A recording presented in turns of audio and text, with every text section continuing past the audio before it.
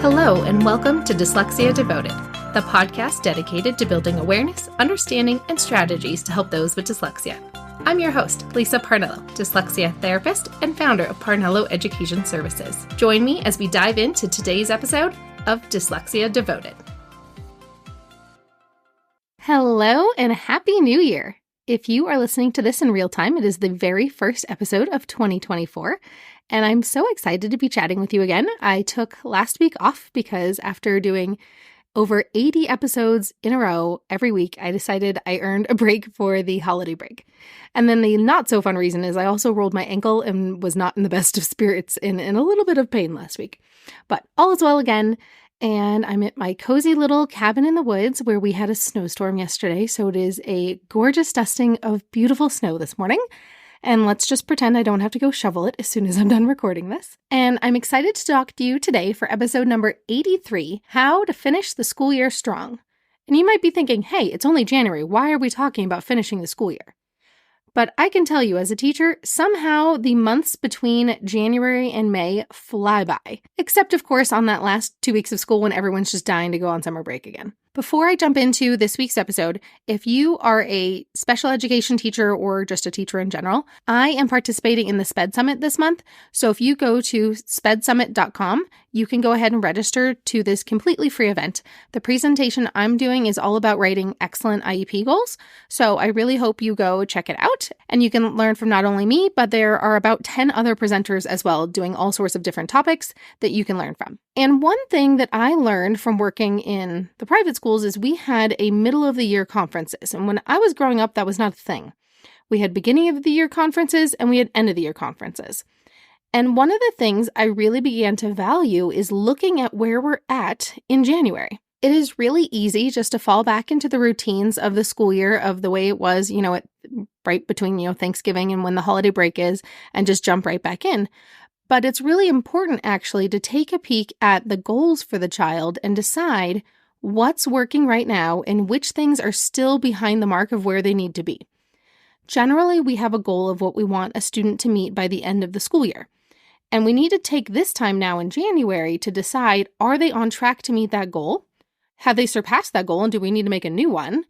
Or is there something that they're really behind on and we know they have to master this before the school year ends? It's easy to think about what we have to achieve for this school year, and if certain goals don't get met, not that big of a deal, we'll get done what we can get done, we'll do our best. But the thing is, there really are certain goals you have to master in order to do well in the next grade level. For example, if a student is really struggling with multiplication in third grade, that is going to set them up for some extreme struggles in fourth grade when they have to do long division. Because you have to know how to do multiplication in order to understand the reverse of that, which is division, and then eventually long division. A lot of skills build on one another. And there are certain things that if they aren't great at it, it's not the end of the world. I'm talking about science and history in elementary school. Yes, they're important. Yes, kids need to know them, but they won't completely fail next year's science or history class if they don't completely understand a certain skill in one of those areas. But when we talk about reading and writing and math, all of those skills are very compounding. One always builds on the next one. So if one area is particularly weak this school year, that means it's going to be extremely weak next school year when they're expected to do what they're doing now and then more and more and more. In January, it's a great time to reflect on celebrating all of the wins. I love to show the kids their progress from before and after. There was a kiddo in my office in these last couple of weeks that has been squeezing in some extra sessions while the other kids are on vacation, and I was showing him the difference in just a few sessions of how much better his handwriting could get and how much better he could do, because this child's going to be expected to do a whole lot of writing next year. As he's getting older, he's going to need to do a lot more essays and sentence writing and things like that. And if you can't form basic letters nicely and easily, that makes that extremely difficult. It's nice to show students their progress of, look what you were able to do last month, and now look at what you can do now. So before we do anything else about creating goals about all the things they can't do, we absolutely have to celebrate the goals that they have accomplished. And sometimes we set a goal for them in the fall and they reach it ahead of schedule, which is always amazing when that happens. And we have to make sure we take those moments to celebrate our wins that have already happened this school year. What were the things we wanted you to be able to do this year that you can already do? Let's celebrate those. Then take the goals that you have made that you've not reached And let's talk about it with the student. Give them some accountability. Here's what we're going to accomplish between now and the end of the school year. That's actually one of the things I've done for many years, ever since my first couple years of teaching, is that so often we make goals for kids and never tell the kids what the goal is. It is so important for the kids to know what they're working for so that they know where is the end line, where is our time we celebrate. I've started talking to all the kids about, all right, so next year you're going to be in 6th grade, next year you're going to be in 4th grade. Here's what we need to get you to be able to do before you get to that grade level. Here's our goal. We're going to make it to vowel teams, or we're going to make it to being able to form all your letters properly, or we're going to make it to you being able to build up stamina. And yes, I did use the word stamina for a little itty bitty 3rd grader, because while that child can read, it takes her so much work and she's exhausted after 3 minutes.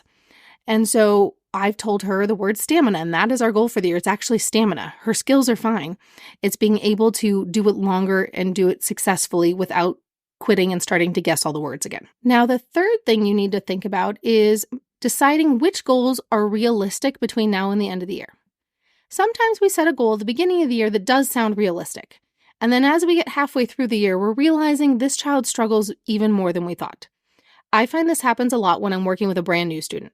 Usually if I have a kid I've been working with a long time, I know what their version of a reasonable goal is. But sometimes when you meet a brand new student, you've never worked with them before, it's easy to create a goal that you think is attainable until you realize just how challenged that child is and how much extra support they really do need. So this time of the year is when we decide which goals are not really attainable, but we're going to keep working on anyway, and then create a plan for what happens after the school year's over.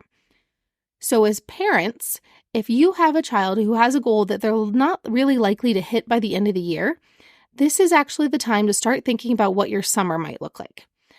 And any of you who've worked with me or who have listened to my podcast know that I actually really support that kids have a really balanced summer.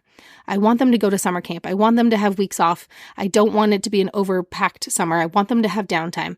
But at the same time, some kids really do need that support in between school years. If they're barely keeping up and then you add the summer slide on top of it, then that's really challenging. And you might be thinking, hey, it's January. Why are you talking to me about the summer slide? And that's because it depends on where you live, but sometimes summer programs book up really fast, especially if you are looking for a specialized tutor. So I have a summer program that I do that I always work with my current clients, and then that's the time I also allow other new clients to come in.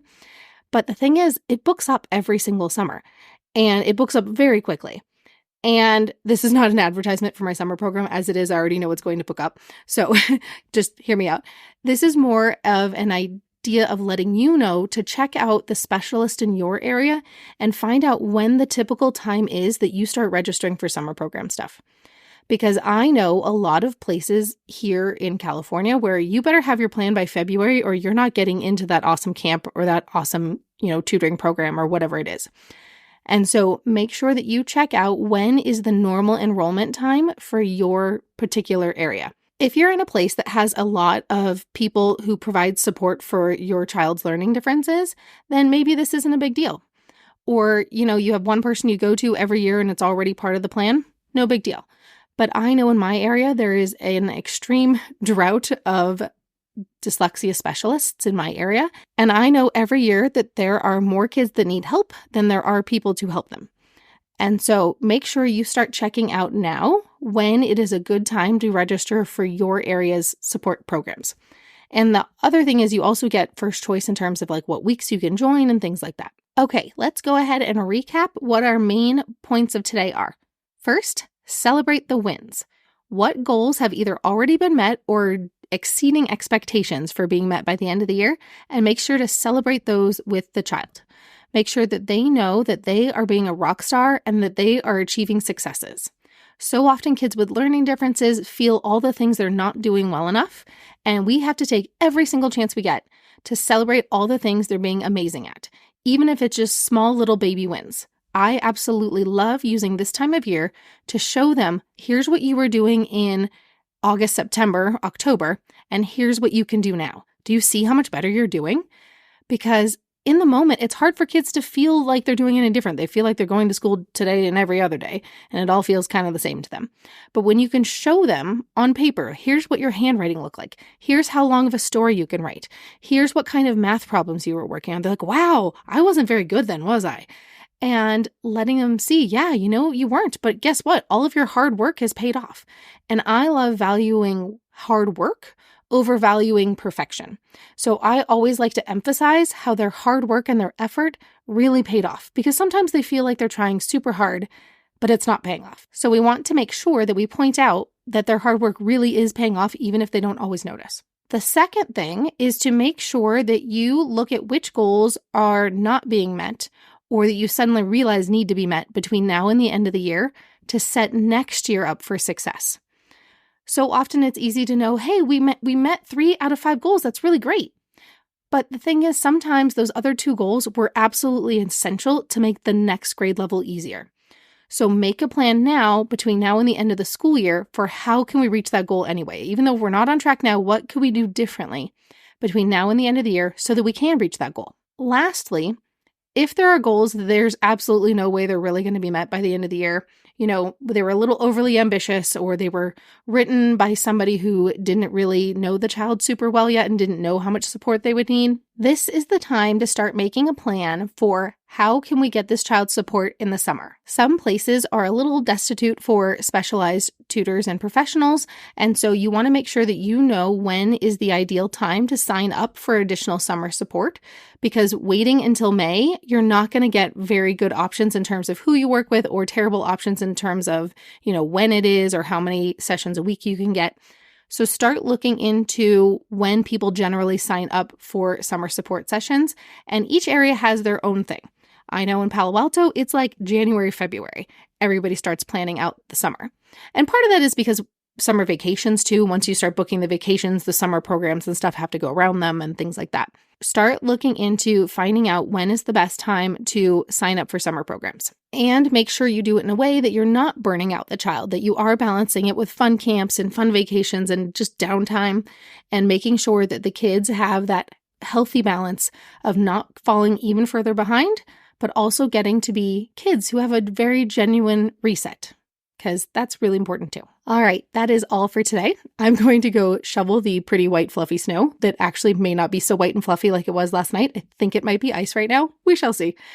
Have a fabulous rest of your day. And if you would love to hear about any other specific topics this year, be sure to let me know. You can find me at lisa@parnelloeducation.com or at Parnello Education on Facebook and Instagram. That's all for today, and I'll see you next time.